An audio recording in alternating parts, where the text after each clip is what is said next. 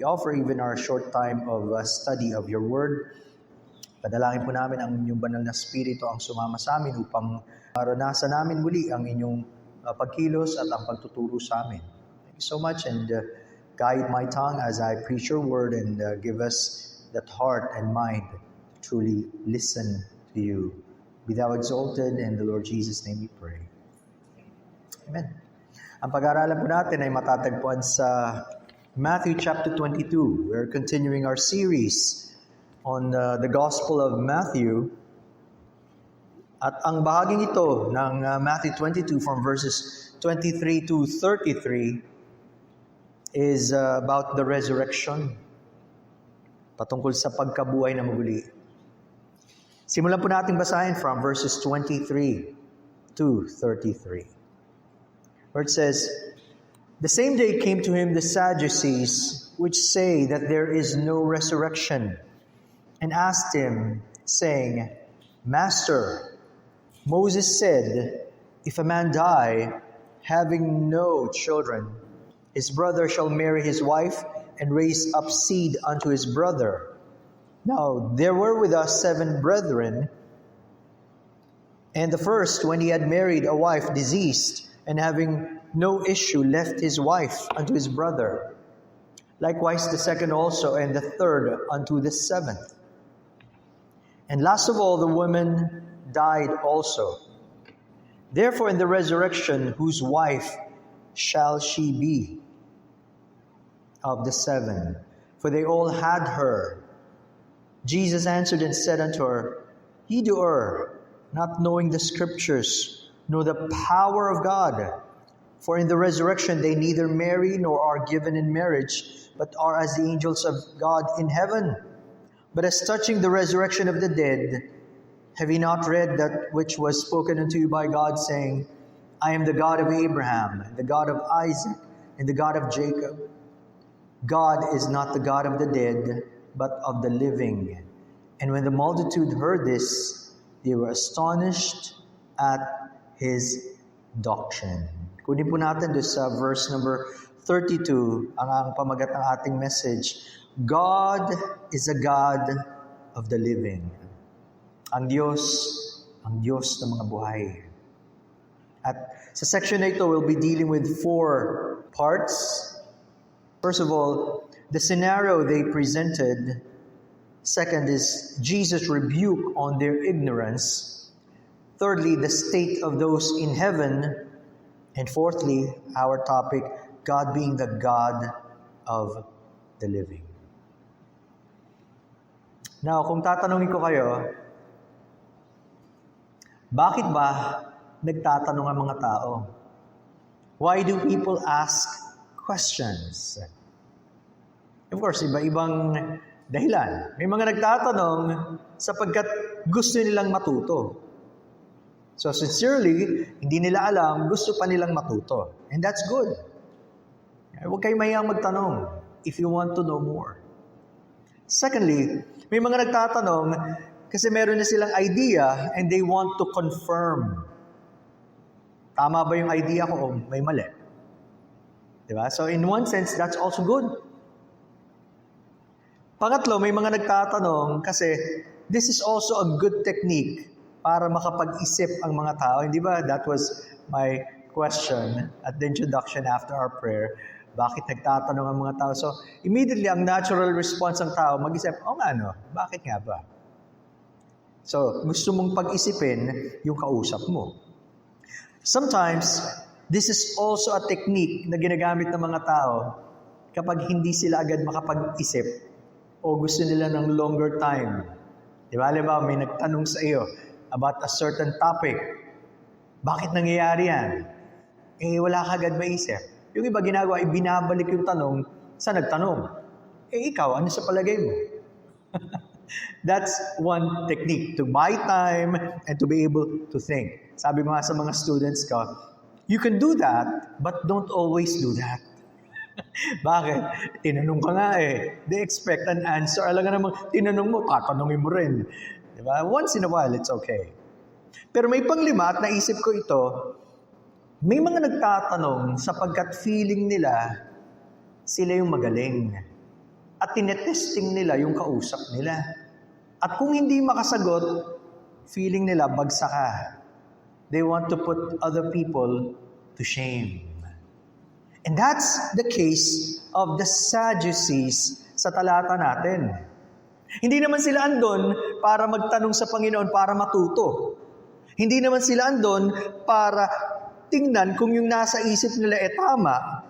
Andun sila because just like their rivals, tandaan nyo, kakompetition nila ang Pharisees, pero nagsama sila sa panahon yon because they wanted to put the Lord Jesus Christ down. Gusto nilang ipahiya ang Panginoon. And maybe, kung sila na yung pagkakataon nila, parang accomplishment yun. Kami ang nagpabagsak sa Kanya.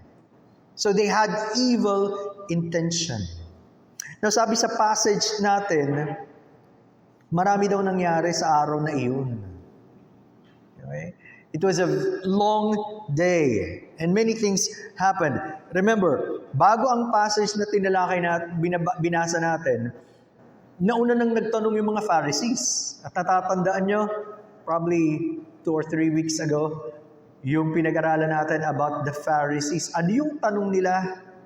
Tama bang magbayad ng buwis or taxes?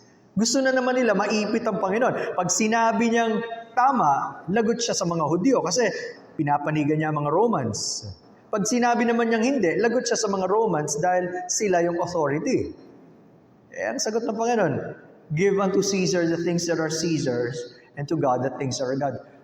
Gulat sila, wala pang sumagot ng ganun. And the Lord laid down a principle that we could also follow even in our times. So question, sino ba ang mga Pharisees? According to Ellicott, ang mga Pharisees, they consisted largely of the upper class of the priesthood. So itong mga religious people ito, mataas ang tingin sa kanila. In fact, doon sa Acts 5:17, ang pagkakabanggit, then the high priest rose up, and all they that were with him, which is the sect of the Sadducees, and were filled with indignation. Hindi basta-basta yung mga Sadducees. Mataas ang kanilang posisyon. At sila ang kasama ng high priest para ipakulong ang mga apostles. In verse 18. So they had authority, they were looked upon, they had power. Nung nagtanong sila dito sa passage natin ni Matthew 22, ibig sabihin, naiintindihan nila ang Panginoong Jesucristo, ito ang kanyang paniniwala, and He's the one teaching about the resurrection. Pero sila, hindi sila naniniwala sa resurrection. So, tingnan nyo, no? Saan sila nanggagaling? Gusto lang nilang i-test ang Panginoon. Nasabi ng Bible College professor ko, bakit daw malungkot ang mga Sadducees? Isip niyo ba? Sabi niya, well, they did not believe in the resurrection. That's why they were sad, you see. Nawa nyo. Yun lang yun. Di ba? Pero, kidding aside, ang kanilang denial of the resurrection is based on the ground. Naniniwala silang walang patunay sa kautusan na merong resurrection. At sabi nila, yung kautusan lang ang kanilang pinapaniwalaan, their only rule of faith. Napaisip tuloy ako, how many people are like that even today? Maraming nasasabi, I believe the Bible, I believe this is God's word, this is my rule of faith and practice. Iyan talaga sinusunod ko. Talaga ba nakikita sa buhay?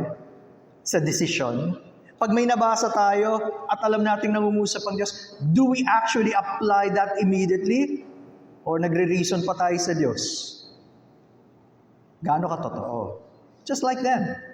Sabi nila, naniniwala kami sa law, yan lang pinapaniwala na, pero hindi naman nakikita. Ang tawag nga sa mga Sadducees, they were the equivalent of our modern day liberal theologians. At kung tinitingnan ko yung liberal theology, hindi naman talaga siya Christian doctrine Bakit? Kasi nga, itong mga Sadducees, ang tawag sa kanila, they were anti-supernaturalistic. Lahat ng Sasabihin mong supernatural, gawa ng Diyos, yung mga miracles, yung mga spirit beings, di sila naniniwala. They were more on the physical. Itong mundo lang ang kanilang pinapaniwalaan. Pero sabi nila, naniniwala sila sa books of Moses. Pero on the other hand, pag hindi nila nagusto yung nakasulat, hindi rin nila sinusunod. Sabi nga, di ba? Walang pinagkaiba sa mga tao ngayon. Napaka-convenient. Napakaraming tao, napaka-selective pagdating sa salita ng Diyos. Ito, paborito kong verse, ito susundin ko. Ayoko niyan. Hindi ko susundin. Bakit? Hindi ba sabi, all scripture is given by inspiration of God? Tayo ba mamimili kung ano yung tama at mali? Kapag tayo tinuturuan ng Panginoon at tayo nasasaktan, nako-convict, pasalamat tayo sa Diyos. Nangungusap pa siya. Pag wala nang ganun, matakot ka. Di ba? Baka hindi na nangungusap ang Diyos. Now, according to William Barclay, the Sadducees were not many in number, but they were the wealthy, the aristocratic, and the governing class. Kaya nga ganun sila kayabang. Mataas ang posisyon nila. Now, when they asked the question, ipinush nila to the limit yung kanilang tanong. Hindi naman kasi normally talagang tinatanong niya, pero inilagay nila sa extreme. Ang tawag sa Latin, reductio ad absurdum. And literally in English, that means reduction to absurdity. Sa logic, ang pinakatawag dyan, argument to absurdity. Anong ibig sabihin? It is a method of proving the falsity of a premise by showing that its logical consequence is absurd or contradictory. In other words, pag ginamit mo itong technique na to, even now ginagamit yan, pwede mong patunayan na mali ang ideya ng isang tao, ng isang grupo, kapag naipakita mo, pag tinuloy-tuloy mo yung argument mo, walang kalalabasan, kundi walang katuturan o magkokontra. So, mali. As an example, meron kang magandang garden. Tapos, dami kang magagandang tanim. Ano? Bilang pinunta ng mga hayop, kinakain, sinisira. Tapos may nag-advise sa'yo, di ganito na lang. Ipagbawal mo lahat ng mga buhay. Or iban mo lahat ng living things. Sa una, parang, di sige, mawawala yung mga hayop. Pero hindi ba napaka-absurd? Bakit? Ano ba yung halaman? It's also a living thing. Di ba? Ano ka ba? Kasama din tayo sa living things. Ibig sabihin, pag pinagbawal mo lahat, yung mismong pinoprotektahan mong halaman, mawawala rin. So, in one sense, it is absurd. Hindi po pwedeng ituloy yung logic. That's just a simple illustration of this technique. Now, sa panahon ng Panginoong Jesucristo, maintindihan natin, ang daming paniniwala pagtungkol sa kamatayan at saan pupunta ang tao. Kaya nga isiniingit nila ito. And you would notice one idea na ayaw nilang isingit sa kanilang logic. In verse 24, sabi nila, if a man die having no children. Kapag may lalaki, namatay siya, walang anak. Bakit ayaw nilang may anak? Okay? Kasi baka naman namatay nga yung lalaki. Siyempre, later, mapag-aralan natin, napasa sa mga kapatid, yung kanyang asawa. Baka sabihin, pag tinanong nila susunod, kaninong asawa siya, di madali ang sagot. Kanino ba siyang kaanak? Iniwanan nila yung part na yun. So, pantay-pantay. Para mas mahirap sagutin, lahat sila walang anak. Tinanggal nila yung element na iyon. Okay? So, this is, again, the scenario they presented from verses 24 to 28. Sabi nila, saying, Master, another term is teacher. Moses said, notice, they were trying to use Old Testament scripture para sabihin. Okay? And this is found in Deuteronomy 25, 5 to 6. Anong kanilang ginamit na passage? Sabi, if a man die having no children, his brother shall marry his wife and raise up seed unto his brother. 25, now there were with us 7 brethren. And the first, when he had married a wife, deceased, and having no issue, left his wife unto his brother. likewise the second also, and the third unto the seventh. And last of all, the woman died. Therefore in the resurrection, whose wife shall she be of the seven? For they all had her. Sa kanila, napaka-confusing na nun. Kaya yun ang pinakatanong na ibinigay nila, mahihirapan siyang sagutin. Hindi naman sila naniniwala doon, pero ibinigay nila yung tanong. Imagine.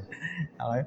So, ang practice daw na ito, kapag namatay yung lalaki at kailangan niyang ipagkatiwala sa kapatid niyang lalaki, yung kanyang asawa, so brother-in-law ngayon, nung babae, ang tawag dyan, levirate marriage.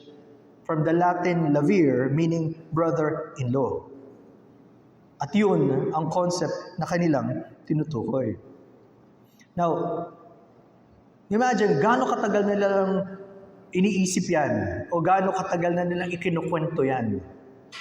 Sabi ni Spurgeon, marahil matagal-tagal na rin nilang kinakalat yung ganyang kwento. According to Spurgeon, probably this was one of the stock stories they were in the habit of telling in order to cast ridicule upon the resurrection. Kita nyo, no? Para pagtawanan, talaga yung mga naniniwala sa pagkabuhay na muli, kukwento nila yan. At madalas na nilang kanukwento paulit-ulit hanggang sabi nila, ito ang pinakamaganda, hindi niya masasagot. Kasi siguro yung mga hindi na nasagot. And that's the danger, my friends. Kapag tayo nasanay doon sa mga tahing kwento. Alam niyo, may mga tao, matagal na nilang pinaniniwalaan yung isang bagay, kahit walang batayan, inuulit, naipasa. Ang problema, yung mga nakinig, hindi rin nag-research. Tinanggap na lang at face value at lumaganap, akala ng marami, totoo. Recently nga alam, meron kami na-discover na, akala namin totoo talaga. Kumalat kasi, naging sa internet. Simple lang to, toothpaste. Narinig niyo na yung iba-ibang kulay sa toothpaste, sa tube. May color coding. May nagbalita niyan. Sabi nila, pagka-itim, pinaka-worst yan. Ang pinakamaganda yung green. Pag red, medyo... We also believe that. Later, kinwestiyon ko, sabi ko, totoo ba yan? I began to research. Kahit mismo, Colgate and the other companies, sabi nila, matagal na kumalat siya, pero walang basis. Bakit? Sa machine lang yan. Doon lang nila malalaman where to cut the tube. Pero marami naniniwala, no? Akala nila may ibig sabihin yung mga kulay. Pag hindi ka nag-fact check, di ba? At lalo na kung saan ang galing yung resource mo, yung story mo, ang daling maniwala, ang daling ipasa, lalo sa panahon ngayon. That's probably what happened with them. Ingat tayo, mga kapatid. Based on what we believe, is it truly what the Bible says? O sapantaha lang natin? O sabi ng iba? Wala namang katibayan. Ganun na nangyari sa mga Sadducees. Now, as you go deeper, bakit mahalaga itong subject of the resurrection? Alam naman natin, the resurrection is one of the major teachings of Scripture and of Christianity. Di ba? Kasi nga naman, kung walang resurrection, ano pa? Ibig sabihin, ito lang ang ibig sabihin ng buhay. Gaya ng sinasabi nila, get all you can and can all you get. Lahat na, enjoy mo na. Wala naman pag natapos ka, di kawawa yung mga hindi nag-enjoy. Ang pinakamasarap, yung napariwara ang buhay, na-enjoy ko naman, tapos na. And then, mawawala na lang tayo. But that's not true, my friends. Kaya may katuturan ng buhay natin simply because hindi lang tayo nabubuhay dito at hindi lang para sa sarili, para sa Diyos. At lahat ng ginagawa natin simply has an effect on how we will be for all eternity. Yung mga paglilingkod natin, hindi mawawalang kabuluhan yan. Kung ito talaga para sa Panginoon. Pero yung mga walang katuturan natin mga ginawa, puro pang sarili, aharap tayo sa Panginoon to give an account. Diba sabi nga ni Paul in 1 Corinthians 15, 13 to 15, but if there be no resurrection of the dead, then Christ is not risen. And if Christ be not risen, then is our preaching vain, and your faith is also vain. But andi dito pa tayo. Wala naman palang resurrection. Nagsayang lang tayo ng oras. Yea, and we are found false witnesses of God because we have testified of God that He raised up Christ, whom He raised not up, if so be that the dead rise not. Eh, ano pinagsasabi ng Bible? Hindi naman pala totoo. But, praise be to God, our Savior is alive. At dahil buhay siya, tayo rin kasama niyang mabubuhay sa walang hanggan. And that's the picture of baptism. Namatay ka na sa kasalanan kasama ni Kristo at ibinuhay ka sa panibagong buhay. Anong klaseng buhay tayo ngayon? Dapat meron yung buhay na galing sa Kanya. That's how crucial the doctrine of the resurrection is. In fact, kahit namatay ang Panginoong Jesucristo sa krus at ibinigay niya ang kanyang dugo na pwedeng maglinis sa lahat ng kasalanan, kung hindi siya nabuhay muli sa mga patay, eh hindi niya pinatunayan na siya ang Panginoon at tagapagligtas. Magkakonekta ang dalawang iyon. Salamat sa Panginoon for the new life. Kaya natin ito naiintindihan, kaya pinapaunawa ng Diyos na hindi walang kabuluhan ng lahat. Okay? Pinatunayan niya, tayo rin yun ang pag-asa natin. Now, ano ang reaksyon ng Panginoon habang pinresent nila ang ganong kwento? Na ipasa-pasa na namatay yung lalaki, tapos ipinasa sa kapatid, at lahat naging asawa niya. And finally, yung babae naman ang namatay, kanino na siyang asawa? Sagot ng Panginoon, this is our Lord's rebuke based on their ignorance. Bakit? Verse 29, Jesus answered and said unto them, Ye do err, not knowing the Scriptures, nor the power of God. Pansinin nyo, ang kanilang kamalian, hindi lang intellectual. Lahat naman kasi tayo nagkakamali eh. Sabi nga natin, to err is human. Tama naman.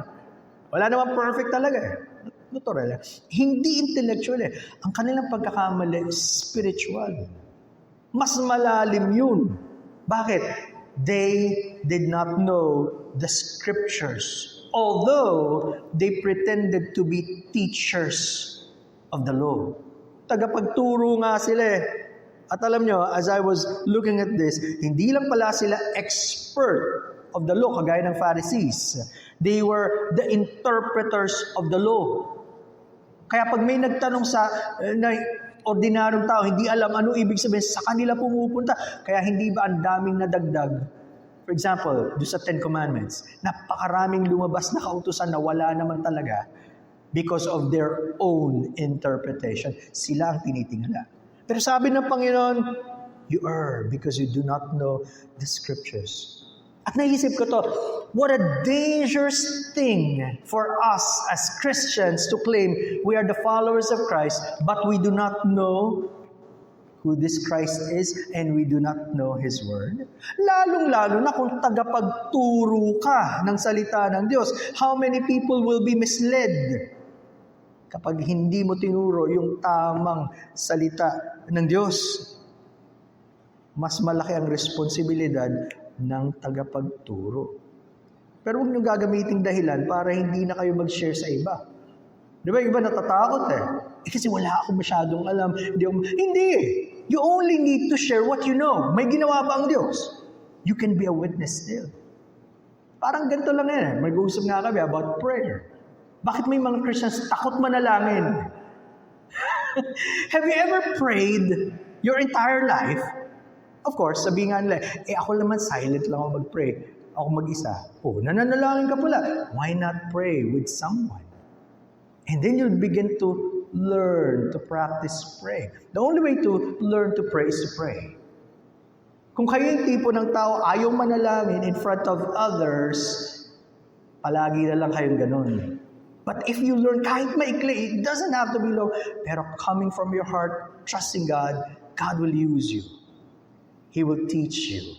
Try to take that challenge. So, ang naisip ko nga dito, just like the Sadducees, mas gusto pa nila yung kanilang bias opinion and sariling interpretation of the Scriptures kaysa matuto sa Panginoon. Mas pinanindigan nila rin mali eh. Tayong ganon. It's better to admit kapag tayo nagkamali. That's humility. And it's better to say, Lord, hindi ko alam, teach me thy word. Alam niyo yung prayer ni David in Psalm 86, na turuan siya ng Panginoon, and then gagawin niya yung itinuro sa kanya.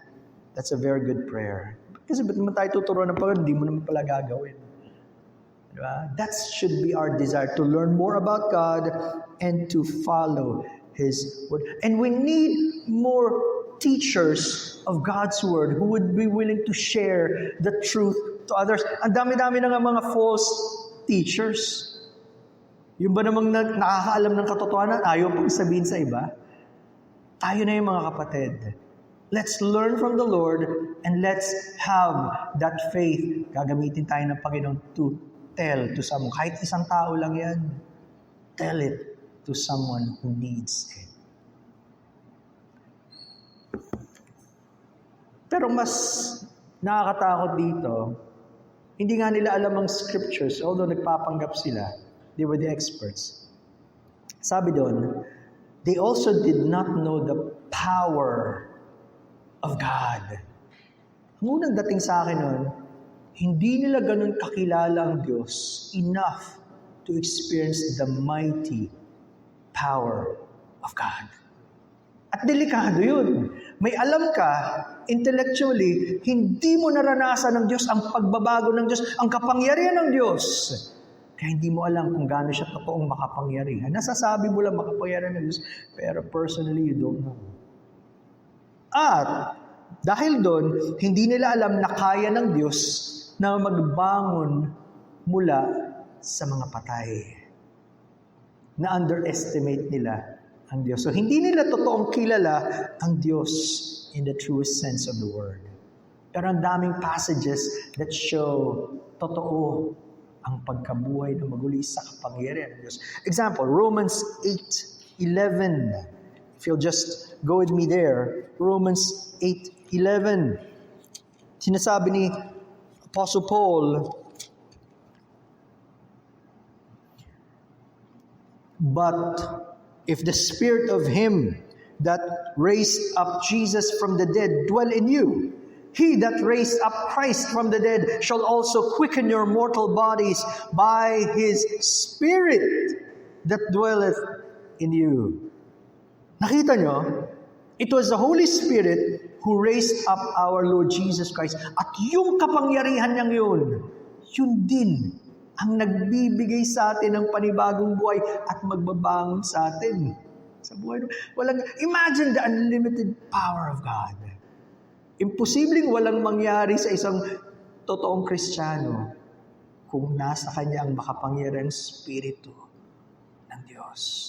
We'll never be the same. Sana yun ang hingi natin. Huwag tayong makontento na sa lakas tayo natin, ng katawan natin, ng sarili natin nagtitiwala, pero maranasan natin muli yung makapangyarihang Diyos. God is able, my friends. Yun ang hindi nila naranasan at hindi nila alam. Kita nyo? Kasi sinasabi nga ng Panginoon, dahil hindi nila alam ang scriptures, hindi nila alam ang kapangyarihan ng Diyos. Magkaduto. Thirdly, dito rin tinalakay ng Panginoon the state of those who are in heaven. Ano bang nangyari sa mga nasa langit? Sabi niya sa verse number 30, for in the resurrection, they neither marry nor are given in marriage, but are as the angels of God in heaven. Ito yung napakasarap na kalagayan ng mga taong tinubos ng Panginoon kapag nasa langit na sila. No, habang pinag-iisipan ko to, madaling sabihin to, lalo na sa mga tao na hindi maganda ang naging karanasan sa pag-aasawa. Kung masama ang karanasan nila at hindi maganda ang kanilang naging experience at siguro binubugbog ng asawa, gano'n, yung lahat na lang ng class, sabihin na, ay salamat, makakalaya na ako. It would truly be a blessed condition. Pero sa mga pinagtagpo ng Panginoon, pinaglapit and their entire lives, tapos napakasarap ng kanilang sama. Parang maisip mo agad, hindi ba nakakamiss? Parang may kulang kapag hindi na kayo mag-asawa doon. But again, remember, ano ba talaga ang picture o larawan ng pag-asawa? Hindi ba it is a picture of Christ and His church? Di ba? Ang Panginoong Jesucristo na tumubos sa kanyang bride at ipepresent niyang malinis tayo sa harapan ng Ama. Imagine. So nangangulugan, there's greater joy in the presence of God. Higit pa sa isipin niyo yung pinakamasarap na karanasan niyo ngayon. Nothing to be compared kapag andun na tayo sa presensya ng Diyos sa langit. Ang parallel passage nito is nasa Luke chapter 20, 27 to 40. Dun sa 34 to 36, itong sinabi ng Panginoon. Just to compare.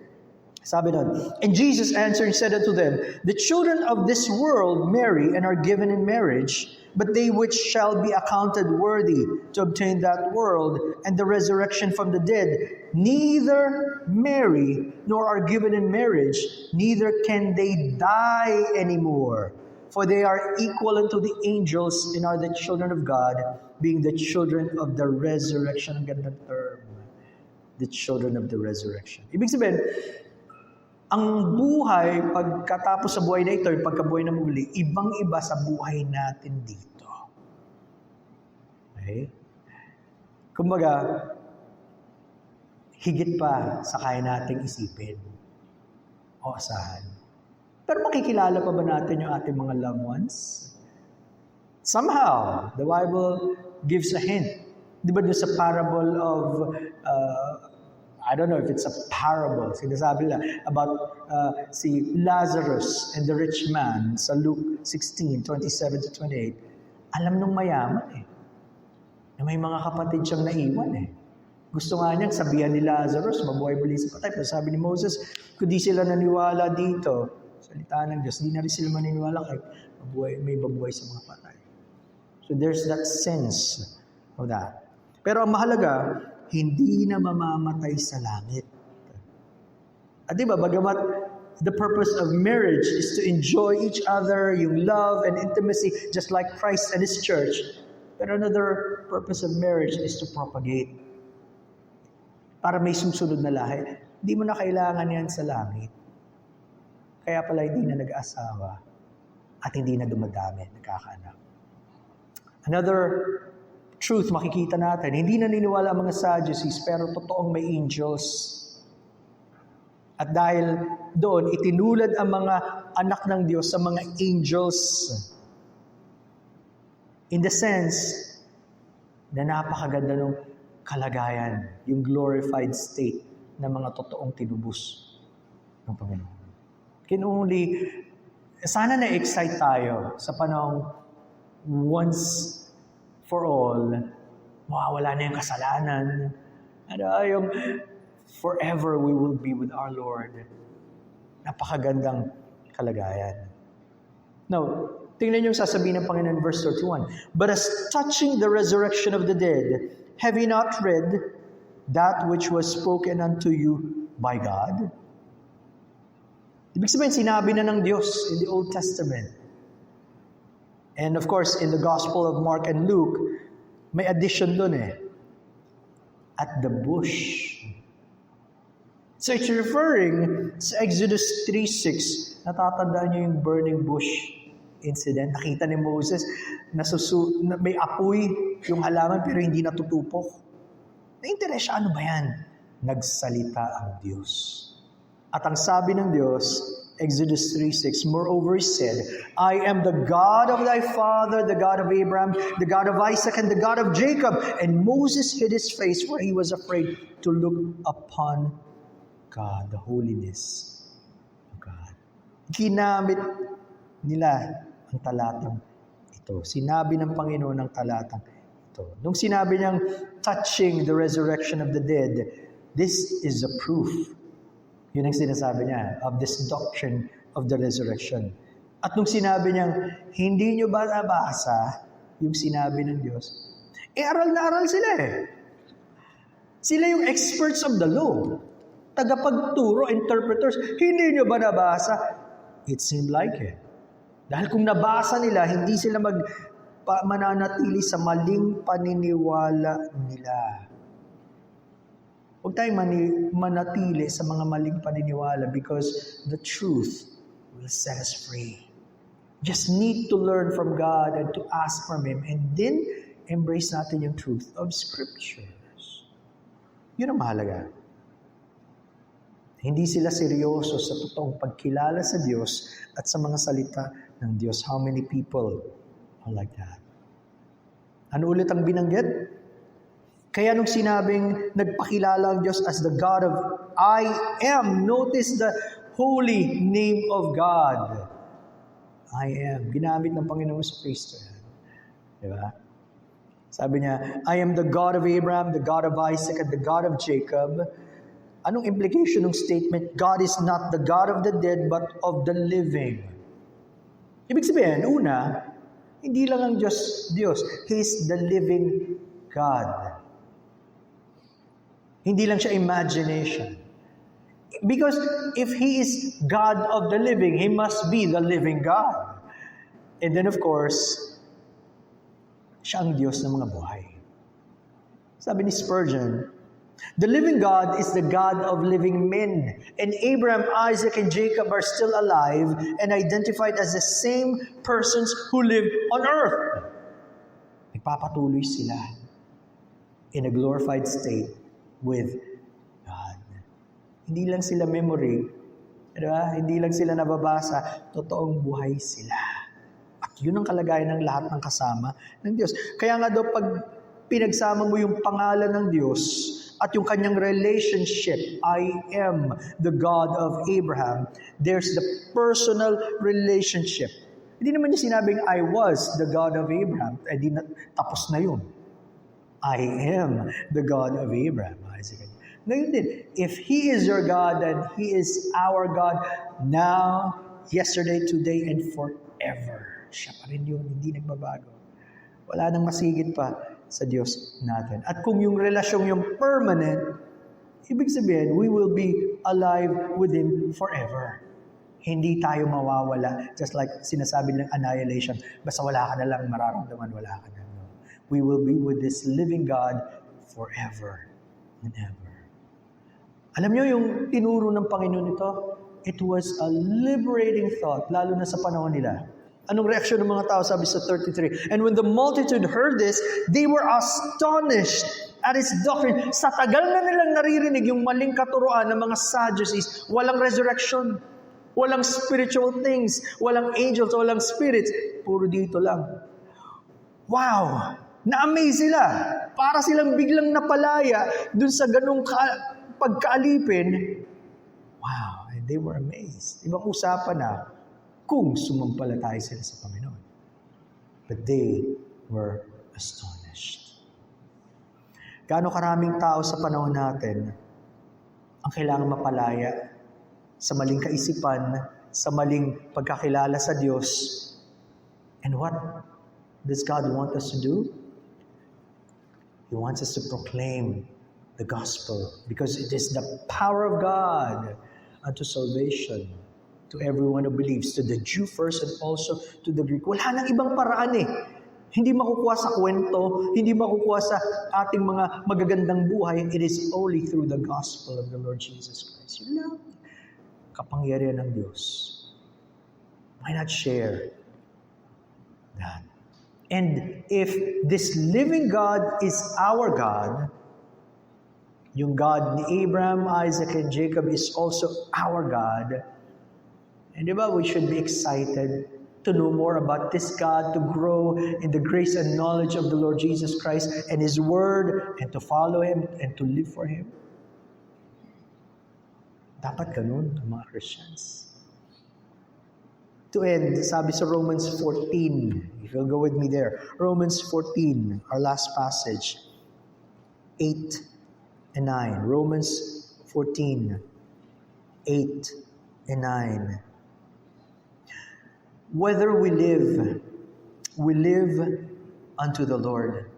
And whether we die unto the Lord. Whether we live therefore or die, we are the Lord's.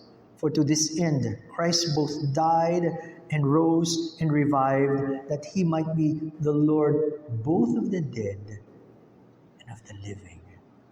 Di ba sabi ni Paul, for to me to live is Christ and to die is gain. Habang nabubuhay tayo, may our earnest desire is to know this great God and to please Him, to serve and to worship Him, to be used of Him.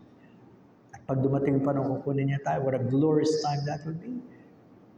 Salamat sa Panginoon for teaching us. Sana it will make a difference in our lives right now. Huwag na lang natin hintayin mag-coast along lang tayo at doon na lang tayo mag-enjoy. No, ngayon pa lang. Let's use all that God has given to us, all for His glory. Let's pray. Almighty Father, maraming salamat sa kabutihan niyo sa amin, and salamat for reminding us of who you are as the living God, the God of those who trusted you in the past, Abraham, Isaac, and Jacob, at sa amin din po ngayon na nagtitiwala sa inyo. So we have this great hope that if we died in our sins with you, we will rise again with you into eternity. Naway, mag-encourage ito sa amin, Panginoon, to use all of the remaining time we have here, again, for your glory and honor, and to help people to come to know you. Bless each one, O Lord God, and ingatan niyo po kami sa aming pag-iwalay. In the wonderful name of the Lord Jesus we pray.